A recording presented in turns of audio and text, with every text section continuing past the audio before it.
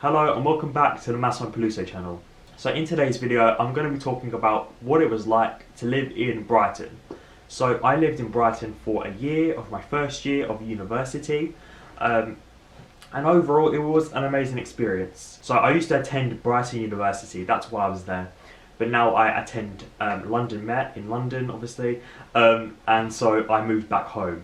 I didn't leave Brighton because of, you know, the city didn't have anything to offer. It wasn't anything like that.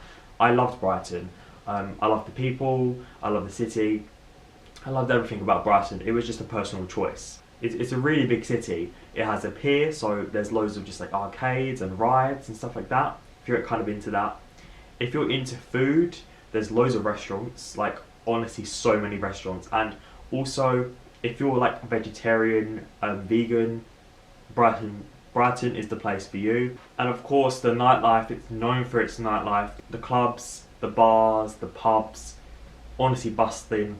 I went out a couple of times. I mean, nightlife is not really like a big interest of mine, but when I did go out, I went to, I think it was called Shoosh or something like that. I went to Chalk. So these are some places I do actually, well, they're the only places I went to, but I do recommend them. I went to Prism. So these are like three places. Two of them are clubs. One of them is a bar. Yes. So I recommend those. They're really good. But I don't think you can really go wrong with these places because, you know, they're just the nightlife in Brighton has like really high expectations, and they do live up to that. So I do recommend going out in Brighton, living in Brighton. You know, you're by the beach. It just feels really clean. That's all I can say really. If you want to be close to London, this is perfect. It is about an hour and a bit, 2 hours to London on the train. So it is perfect distance if you want to go like shopping for the day. I know a few of my friends did do that. They went to London for like the day. So I do recommend that. And also I want to talk about crime. It feels really, really safe when like you're roaming around, when you're walking around.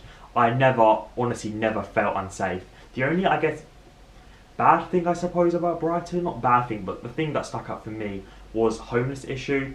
Of course that's, you know, something that is very hard to like prevent with like cities, but with Brighton, yeah, there's quite a big homeless issue. There's quite a few homeless people I did see. There are like, well, that's what I got told, and from my experience, they are very friendly. They're not like aggressive or anything. They just keep to themselves. Yeah, so nothing to worry about. So another bad thing I must mention as well is parking. Parking is terrible. There's like no parking at all. You have to get parking permits. There's like no car parks at all. There's some street parking, but if you can find it. So that's kind of like the only downfall. Oh, and also there's a lot of construction, but that's kind of like, you know, expected in a city. And of course one other downfall I suppose is it can be quite windy because you are by the sea, but that's only if you're like picky. But yeah, I absolutely loved living there. It really did give me life experience.